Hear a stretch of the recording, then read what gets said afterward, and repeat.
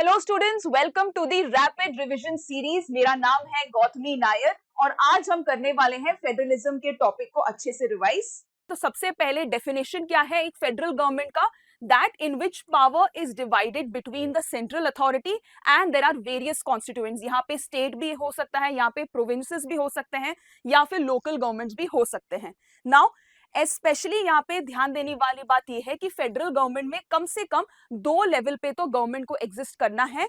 The first is a central authority जो कि common subjects पे लॉस को बनाएंगी, और दूसरे पे जो है प्रोविंसेस पे क्या होगा या फिर स्टेट लेवल पे क्या होगा, डे टू डे एडमिनिस्ट्रेशन के जो लॉज हैं वो वाली गवर्नमेंट बनाएगी। तो यहाँ पे ध्यान देना है that there is a difference between unitary form of government and a federal form of government। Unitary में क्या होता है, केवल और केवल एक ही गवर्नमेंट एग्जिस्ट करती है स्टेट्स के लिए भी और कॉमन सब्जेक्ट्स को बनाने के लिए भी। वेराज फेडरल में हमने क्या देखा, कम से कम दो लेवल पे गवर्नमेंट को एग्जिस्ट करना है। उसके बाद central government will pass laws और orders for even for the state government और as well as for the local government. But यहाँ पे क्या होगा, इंडिपेंडेंटली स्टेट अपने खुद के सब्जेक्ट्स के ऊपर बनाएंगी और सेंट्रल जो है अपने खुद के कॉमन लॉज के ऊपर अपने खुद के जो है लॉज कॉन्स्टिट्यूशन में इन्फोर्स करने की कोशिश करेगा। तो यहाँ पे क्या है, there is independence, some sort of independence given to the state. और यहाँ पे एग्जाम्पल्स क्या क्या रहेंगे फेडरल फॉर्म ऑफ गवर्नमेंट पे?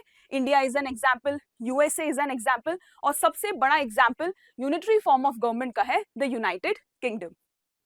आगे देखते हैं कि फीचर्स क्या है फेडरलिज्म के। सबसे पहला फीचर ये है कि स्पेसिफिक जुरिस्डिक्शन दिया जाएगा, यानी कि स्टेट कुछ स्पेसिफिक लॉस पे बनाएंगे in matters of legislation, taxation and administration. उनके खुद के कुछ लॉज रहेंगे और सेंटर के अपने खुद के कुछ लॉज रहेंगे। फॉर एग्जाम्पल, अगर आप रेस्टोरेंट में एक बिल देखेंगे तो आप ध्यान से देखना, टैक्सेस वहां पे स्टेट जीएसटी का अलग दिया रहता है और सेंट्रल जीएसटी का अलग दिया रहता है। तो स्टेट का जो पैसा रहता है वो स्टेट्स को स्पेसिफिकली दिया जाता है और सेंट्रल का पैसा सेंट्रल गवर्नमेंट अपने पास में रखती है। तो इस तरीके से हर चीज का जो है स्टेट और सेंटर के बीच में बंटवारा किया हुआ है। नेक्स्ट इज कॉन्स्टिट्यूशन में इस चीज की गारंटी दी जाती है कि ये जो भी लॉज हैं वो यहाँ पे स्टेट और सेंटर को अलग से दिए जाएंगे। So it is protected by the constitution of India.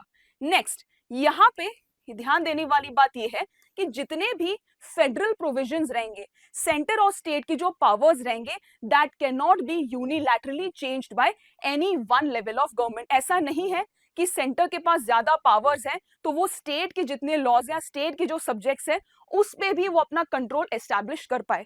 यहाँ पे कंसेंट बहुत ज्यादा जरूरी है।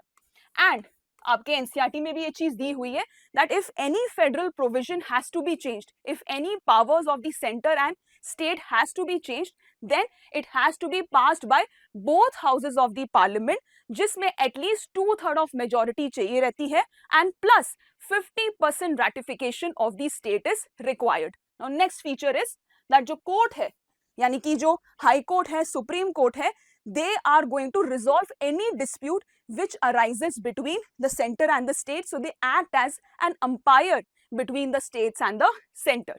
उसके बाद sources of revenue is clearly establish. तो कॉन्स्टिट्यूशन में अगर आप देखेंगे फाइनेंशियल पावर्स भी दिए हुए हैं कि किन टैक्सेस सेंटर कलेक्ट कर सकते हैं और किस तरीके के टैक्सेस स्टेट कलेक्ट कर सकते हैं, और इसको क्या कहते हैं, फाइनेंशियल ऑटोनॉमी। तो सेंटर के पास भी अपनी खुद की एक ऑटोनॉमी है और स्टेट के पास भी अपनी खुद की ऑटोनॉमी है। नेक्स्ट, नाउ फेडरलिज्म से हम डुअल ऑब्जेक्टिव को एम कर रहे हैं। क्या है हमारी डुअल ऑब्जेक्टिव? एक तरफ हमें चाहिए यूनिटी और दूसरे तरफ we have to also respect the regional diversity. हम क्या कहते हैं, unity in diversity, that is what India is about. तो यही डुअल ऑब्जेक्टिव है जो कि हम एस्टैब्लिश करना चाहते हैं with the idea of federalism. और जो आइडियल फेडरलिज्म रहती है स्टूडेंट्स, उसमें दो चीजें इंपॉर्टेंट है। One is mutual trust and togetherness between the centre and the state. So ये जो दोनों चीजें हैं, mutual trust and togetherness, that is the ideal of federalism. आगे देखते हैं that there are two forms of federal states as well. पहले आपने क्या देखा कि गवर्नमेंट दो तरीके की हो सकती है, यूनिटरी और फेडरल। अब फेडरल में भी दो तरीके के फिनोमिनन्स एग्जिस्ट करते हैं। पहला है कमिंग टुगेदर और दूसरा है होल्डिंग टुगेदर। कमिंग टुगेदर में आप ये याद रखिए कि जो छोटे छोटे एंटिटीज है वो एक बड़ा यूनिट यानी कि एक बड़ी कंट्री एस्टैब्लिश कर रहे हैं। तो यहाँ पे क्या होता है, स्टेट्स के पास, हर छोटे छोटे यूनिट्स के पास इक्वल पावर है and they also have equal power with regard to the federal और the central government as well. यहाँ पे ध्यान रखिएगा एग्जाम्पल्स कौन से हैं, USA, Switzerland and Australia. Holding together में क्या होता है कि एक बड़ी एंटिटी सबसे पहले आई and then they are getting divided into what, into states और इन प्रोविंसेस। क्यों किया जाता है? ताकि एडमिनिस्ट्रेशन इतने बड़े कंट्री का हम इजीली कर सके। यहाँ पे क्या होता है स्टूडेंट्स, सेंटर के पास ज्यादा पावर होता है as compare to the provinces और द स्टेट्स। और यहाँ पे मेजर एग्जाम्पल हमारा खुद का कंट्री भी है, India is an example of it. आप देख सकते हैं कि 1947 में पहले इंडिया एस्टैब्लिश हुआ, एक बड़ी कंट्री एस्टैब्लिश हुई और धीरे धीरे जो है हमने इसमें से अपने स्टेट्स को अलग अलग तरीके से कार्व करना शुरू किया। इसके बाद एग्जाम्पल यहाँ पे स्पेन भी है, even Belgium is an example of holding together form of federal state. आगे देखते हैं कि हम इंडिया को फेडरल कंट्री क्यों कह सकते हैं, इसके बहुत सारे हमको एग्जाम्पल्स मिलते हैं। सबसे पहले है कॉन्स्टिट्यूशन में जो है सब्जेक्ट्स यानी कि जो लॉज हैं उसको डिवाइड किया गया है। सबसे पहले क्या दिया है, यूनियन लिस्ट। यूनियन लिस्ट में क्या है, जो कि सेंटर्स इस चीज के ऊपर रूल्स बना सकते हैं। So this is basically common to every citizen, common to every state. तो यहाँ पे मेजर जो रूल्स हैं on defence, foreign affairs, banking, communication, तो ये सभी चीजें जो है सारे स्टेट्स के लिए एक जैसी रहेंगी। इसी वजह से जो है यूनियन यानी कि सेंटर इन चीजों के ऊपर रूल्स बनाती है। आगे आते हैं स्टेट लिस्ट में। अब स्टेट लिस्ट में क्या क्या है, police, trade, commerce, agriculture, irrigation, बहुत सारे सब्जेक्ट्स हैं जो कि अलग अलग स्टेट के नीड के according they are going to make the laws on it. Next is concurrent list. Concurrent में क्या होता है, स्टेट भी इसमें रूल्स बनाते हैं as well as the centre also make rules on it. तो यहाँ पे एग्जाम्पल्स हैं forest, education, marriage, adoption, inheritance. But अगर यहाँ पे कोई भी डिस्प्यूट होता है between the centre and the state, the union law यानी कि जो सेंटर जो लॉ बनाएगी that is going to prevail. अब हो सकता है कि जब कॉन्स्टिट्यूशन बनाया गया उसके बाद कुछ और रूल्स आए होंगे, कुछ और लॉज आए होंगे, कुछ और प्रॉब्लम्स आए होंगे, तो वो जो लॉज आएंगे वो सब्जेक्ट्स रहेंगे रेसिड्यूरी में। ठीक है, ऐसा हो सकता है दैट इन तीनों लिस्ट के अलावा भी कुछ और लॉज छूट गए होंगे जिसको हम कहते हैं रेसिड्यूरी, और इसके ऊपर कंप्लीट कंट्रोल रहता है सेंटर का, यानी कि the union is going to make laws on residuary subjects. Second is special status.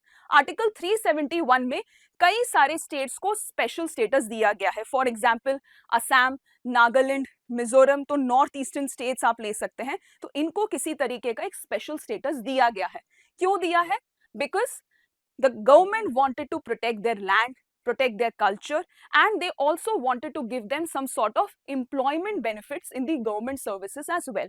और ऐसे कई सारे reasons हैं, बट बेसिक रीजन ये है कि उनके जो इंडिजीनियस राइट्स है, उनके जो कल्चरल राइट्स है, उसको प्रोटेक्ट करने के लिए आर्टिकल 371 में एक स्पेशल स्टेटस दिया गया है।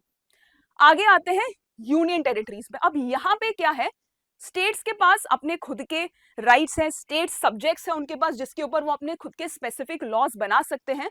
बट ऐसे कई सारे यूनियन टेरिटरीज हैं जैसे कि दिल्ली हो गया, पुडुचेरी हो गया, चंडीगढ़ हो गया, तो यहाँ पे administration is by the centre, because ये स्टेट जितने बड़े नहीं हैं, इतनी पॉपुलेशन नहीं है, या फिर दिल्ली एक कैपिटल सिटी, एक कैपिटल स्टेट होने की वजह से centre has to also have an hold over these territories, तो इसी वजह से they are administered by the center। तो ये तीनों reasons से हम ये कह सकते हैं that India is a federal country।